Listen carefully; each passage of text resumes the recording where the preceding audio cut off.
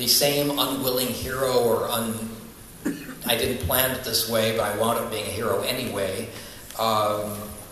He's a conniver, he's a charmer, he's smart, he's thinks well on his feet. He's a good character. I really don't know why people don't use him more. Well, as a Lando fan, I want to thank you for using him and using him well. And this was Buyer's Market that appeared in Insider 126, followed by Choices of One, July 2011, and it's kind of hard to see because there's a lot going on in this illustration by Jeff Carlisle, but it illustrates what I imagine to be a very challenging point in that we got Mara running on the gantry on the top and Luke fighting off some hostage takers at the bottom. You've got a lot of characters that cannot interact, yet your story hinges upon them interacting in some way. Yeah, that's fun to do. It's not quite as bad as they just miss each other. They're often working different ends of the same problem, or they are interacting, as in this scene, from quite a distance away.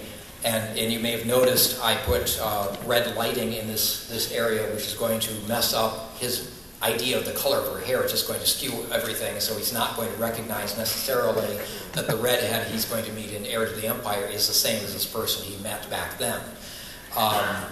But yeah, having them work together, even if they don't know it, is fun to do.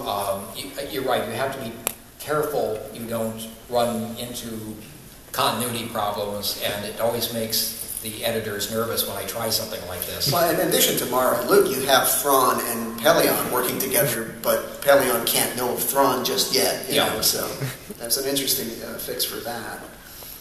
Which brings us kind of full circle to September 2011, the 20th anniversary edition of Heir to the Empire, which featured the short story Crisis of Faith. What I thought was interesting is you gave Thrawn a foil.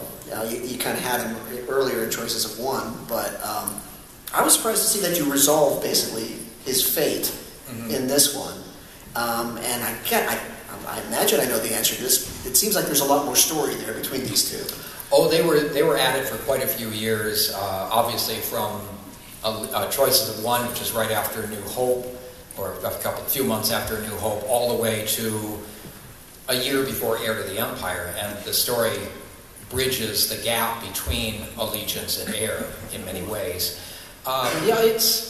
There's a lot of history there. I needed a good reason why he's tied up in the unknown regions during the whole classic movie era, and for 5 years after that, why he hasn't come back and done other things. He slips back and forth occasionally, but not seriously to take over the Imperial forces and anything of that sort.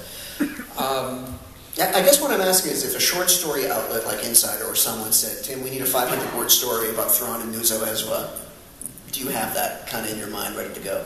Oh, I could come up with one easily enough, although I'm not sure 500 would be enough.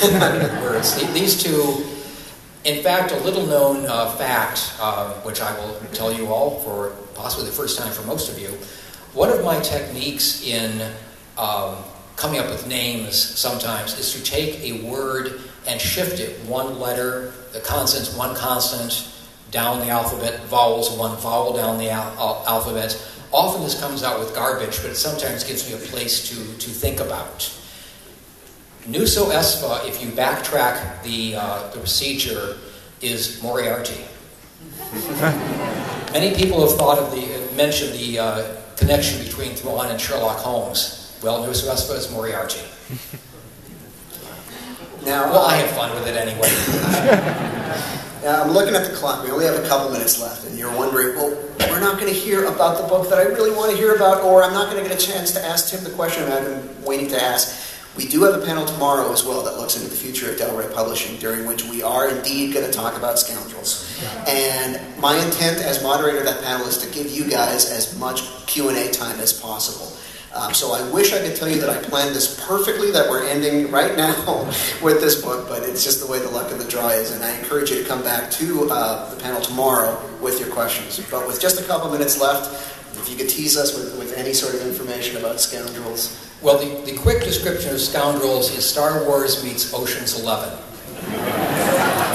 It is a heist. It comes right after New Hope. In fact, soon enough after New Hope that Winter doesn't even know if Leia has survived. the destruction of Alderaan and the aftermath of that.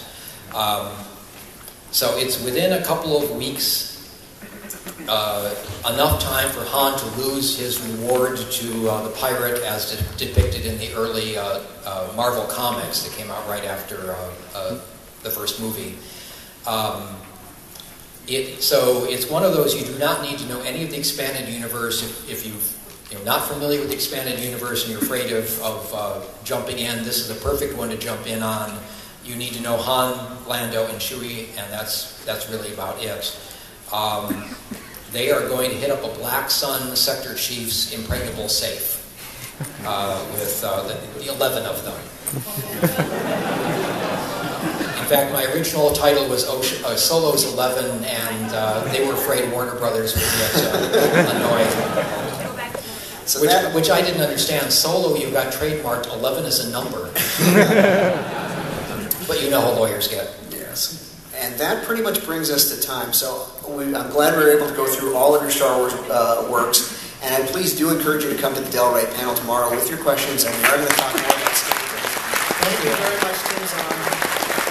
And continue to have a great Celebration 6, everyone. Thank you for coming out.